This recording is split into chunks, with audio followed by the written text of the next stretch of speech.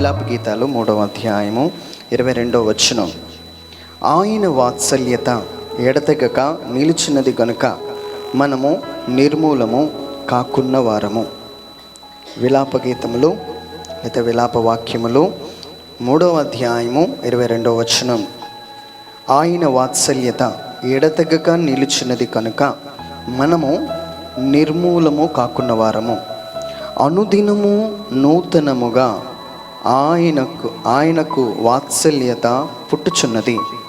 అనుదినము నూతనముగా ఆయనకు వాత్సల్యత పుట్టుచున్నది. Praise the Lord. ఈ వాక్యం మీద మీరు చేపట్టి కళ్ళు మూసుకొని చిన్న ప్రార్థన చేయండి. మా ప్రియ పరలోకపు తండ్రి, వాక్యము రెండంచుల ఖడ్గమై మా జీవితాలని పూర్తిగా మారుస్తుంది. ఇదిగో నాయన, ఇక్కడికి వచ్చిన ప్రతి బిడ్డ ఈ వాక్యంలో ఉన్న వాత్సల్యత వీరి జీవితాల్లో అనుదినము పొందుకుందరుగాక. అసలు ఏంటి వాక్యంలో ఉన్న సందేశం ఏంటి అంటే, అనుదినము నూతనముగా. ఫస్ట్ మీరు గుర్తుపెట్టుకోవాలికి ఏంటంటే, దేవుడు నన్ను వదిలేశాడు అనే ఒక భావనలో నుంచి ఎవ్రీడే నూతనముగా, అనుదినము నూతనంగా ఎందుకన్నా చెప్తాను. నూతనముగా వాత్సల్యత పుట్టుచున్నది. ఇంగ్లీష్ బైబిల్లో దాన్ని కంపాషన్ అంటే కరుణ చూపించే దేవుడుగా ఉన్నాడు అంటున్నాడు. అంటే అర్థం ఏంటో చూద్దాం. మనము బైబిల్ గ్రంథంలో చూసినట్లయితే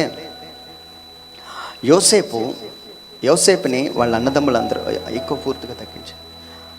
యోసేపుని వాళ్ళ అన్నదమ్ములందరూ చాలా ఇబ్బంది పెట్టారు, చాలా హర్ట్ చేశారు. హృదయానికి సంబంధించింది అది, గాయపరిచారు. ఎంత బతిమాలినా, అనియా మీతో పాటు ఉంటాను, ఇంకెప్పుడు కలలు చెప్పను, మీతో పాటు ఉంటానంటే నువ్వు మా దగ్గర ఉండకూడదు. కఠినంగా పంపించారు. కొన్ని సంవత్సరాలు గడిచిన తర్వాత సడన్గా ఒకరోజు ఆయన రూమ్లో ఉంటుండగా, ఆ రాజు ప్రాకారం దగ్గర ఉంటుండగా సడన్గా వీళ్ళు కనబడ్డారు. కనబడగానే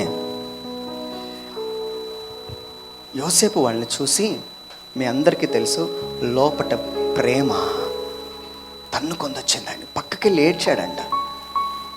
చూడండి, యాక్చువల్గా ఆయన చేసింది వేరు. యాక్చువల్గా ఆయన మంచి అధికారంలో ఉన్నాడు. ఆయన రాగానే వాడిని ఏదైనా చేయొచ్చు.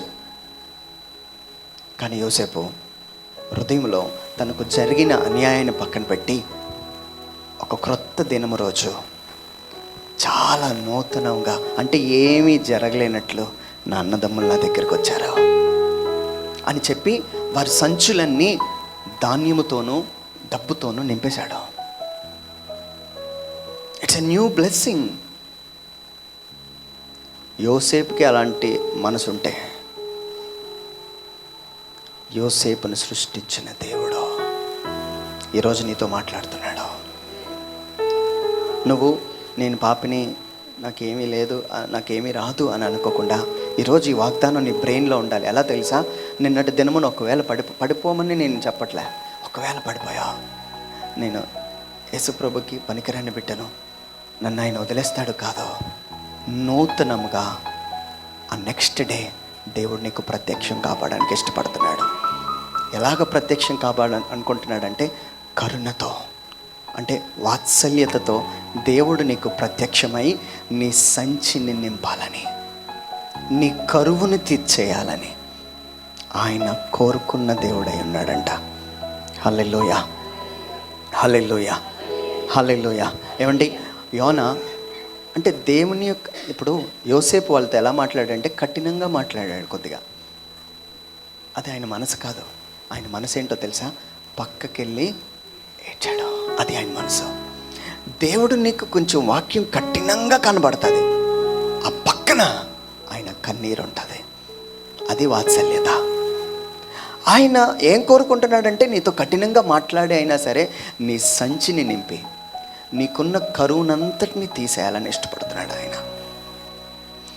యోసేపు ఏం చేశాడంటే, ఏ కరువులో అయితే వారు ఉన్నారో ఆ కరువు నుంచి సమృద్ధి కలిగిన దేశంలోనికి వారి యొక్క కుటుంబాన్ని తీసుకొచ్చాడు. ఈరోజు నువ్వు ఈ వాగ్దానం పట్టుకొని వెళ్ళగలిగితే మనం అనర్హులం కాదు. గడిచిన కాలంలో మనం ఆయన్ని బాధ పెట్టిన దినాలు అధికం, ఆరాధన చేయలేని దినాలు అధికం, ఆయనతో సహవాసం లేని దినాలు అధికం. కానీ ఈరోజు ప్రభువా ఆయన దగ్గరికి రాగలిగితే నూతనంగా ఏమీ జరగలేనట్లు పక్కకెళ్ళి కన్నీటితో నా బిడ్డలు నా దగ్గరికి వచ్చేసారనే సంతోషంతో నీ సంచులన్నీ నింపడానికి సమృద్ధి కలిగిన దేవుడై ఉన్నాడు ఆయన. ఆమేన్.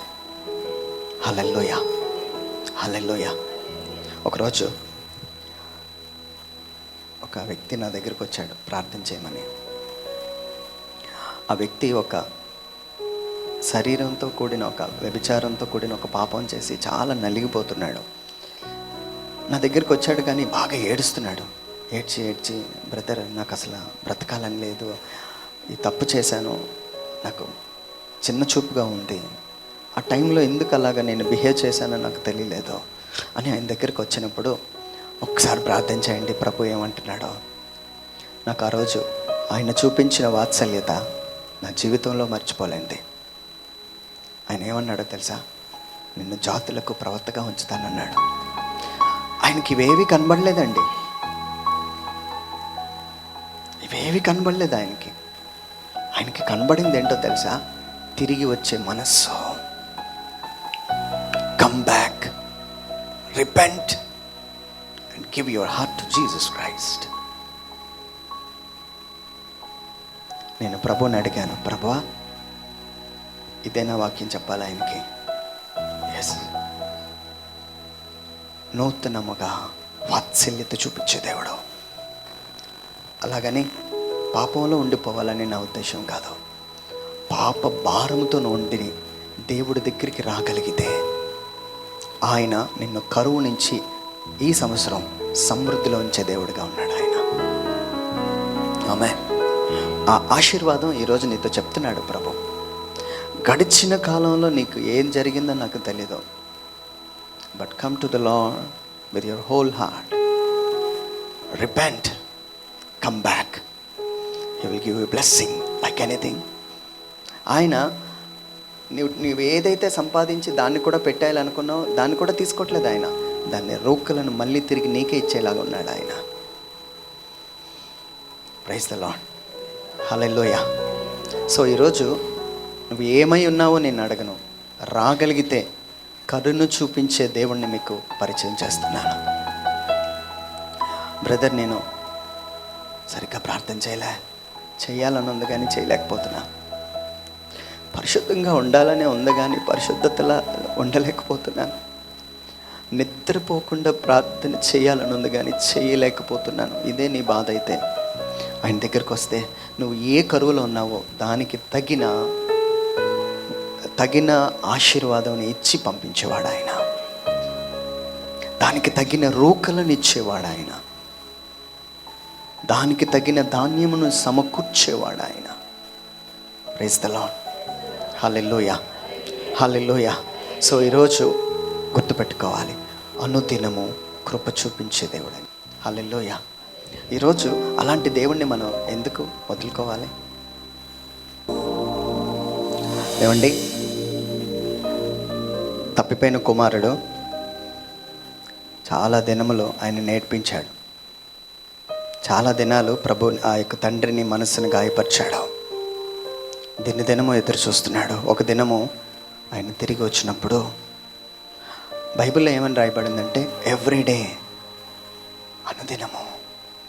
అదే చెప్తుంది ఈరోజు వాక్యం. Everyday lord is waiting for you. Come back and repent your self.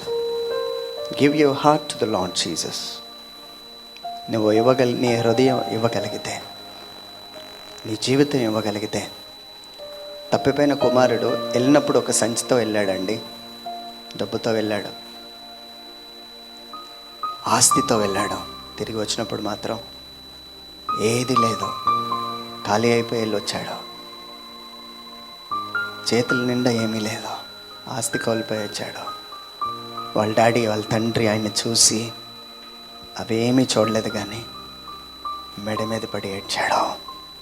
ఈరోజు నేను అంటాను, అనుదినము నూతనముగా అంటే అర్థం ఏంటో తెలుసా? గడిచింది నువ్వు ఏం చేసావు ఆయన గుర్తు లేకుండా, ఏమీ లేనట్లు. నూతనంగా అంటే అర్థం ఏంటి? ఇంక పాతది ఏమీ లేనట్లుగా ప్రతిరోజు నిన్న నా చూసే మనసు అంట ఆయనది. అది నిజంగా మనకు ఉండాలని నేను కోరుకుంటున్నానండి. ఇప్పుడు ఉదాహరణకి నన్ను ఎవరైనా బాధపడితే అది కొన్ని రోజులు ఉంటుంది మనలో. ఆయన మనసు అలాంటిది కాదు. నాకు ఇది చదివినప్పుడు చాలా సంతోషం వేసింది. What a beautiful heart he has. What a beautiful heart. అనుదినం నూతనంగా అది ఎలా సాధ్యం అండి? ఆయనకి సాధ్యం. ఏమీ లేనట్లు, ఏమీ జరగలేనట్లు నూతనంగా కరుణ చూపిస్తాడంట. ఏమంటే ఇది మనం రిసీవ్ చేసుకోవడం కాదు, మనం దాన్ని ఇవ్వగలగాలి. అదే కరుణ. నూతనంగా నీ శత్రువుల్ని అలాంటి మనస్సుతో చూడగలగాలి. ఇది యేసయ్య తన సంఘంలో కోరుకుంటున్నాడు. గట్టిగా చప్పట్లు కొడితే వేశారు. హల్లెలూయా. ఇప్పుడు తప్పిపోయిన కుమారుడు వచ్చినప్పుడు, ఒరేయ్ నువ్వు ఏం చేసావు? ఏది అడగలే. చాలా కొత్తగా, ఎప్పుడు కొత్త చూడండి, ఎవరైనా చాలా రోజులకి వస్తే కౌగిలించుకుంటాడుగా. అన్నీ మర్చిపోయి ఒకసారి కౌగిలించుకొని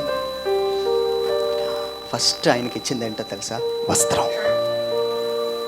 ఈరోజు దేవుడు ఫస్ట్ ఈరోజు మనల్ని బ్లెస్ చేయబోతుంది కూడా ఒక వస్త్రంతో. దేవుడు మనల్ని బ్లెస్ చేయబోతున్నాడు. నేను అది చూశాను కాబట్టి చెప్తున్నాను. Praise the Lord. Hallelujah. So ఏ వస్త్రం అయితే నిదిపోయిందో ఆ వస్త్రాన్ని దేవుడు మనకిచ్చి స్నానం చేపించి తిరిగి ఉంగరం పెట్టి మరలా ఆయన కొడుకుగా నిన్ను ప్రతిష్ఠ చేయబోతున్నాడు. ఆమేన్.